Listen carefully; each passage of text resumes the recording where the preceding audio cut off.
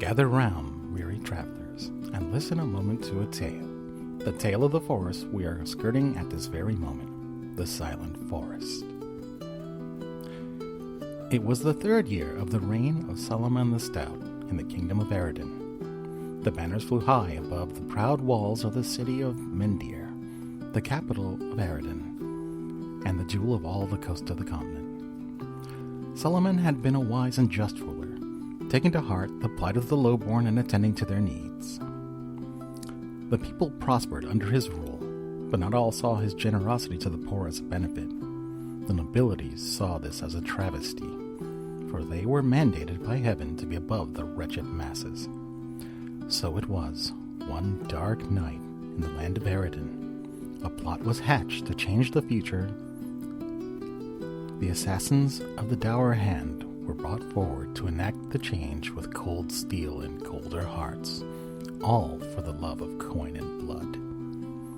They did their task well, though with consequences beyond their original intent, for in that act they had sealed the doom of Eriden. Unbeknownst to them, Solomon had been holding back a tide of darkness from the depths of the castle, the likes of which none, outside of the elite guard and cleric caste, had known. The survivors of the cleric caste said Solomon called them the shadows that hungered, for they were impossible to see in the darkness of the crypts below. They congregated near an artifact of immense power and alien design, adorned with glowing runes of power.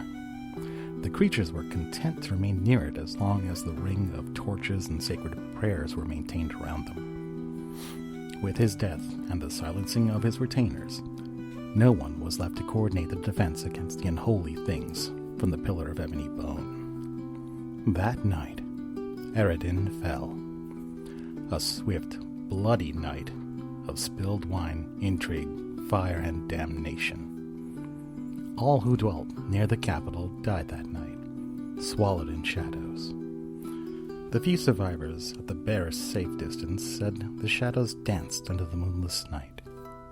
The torches betrayed their movements, they said, though it did most folk little good. It took but a fortnight for the entire countryside of Eriden to be silenced of all life. That was the fall of Eriden, and the beginning of the Silent Forest. Woe unto those who trespass there, for the shadows are said to be hungry still.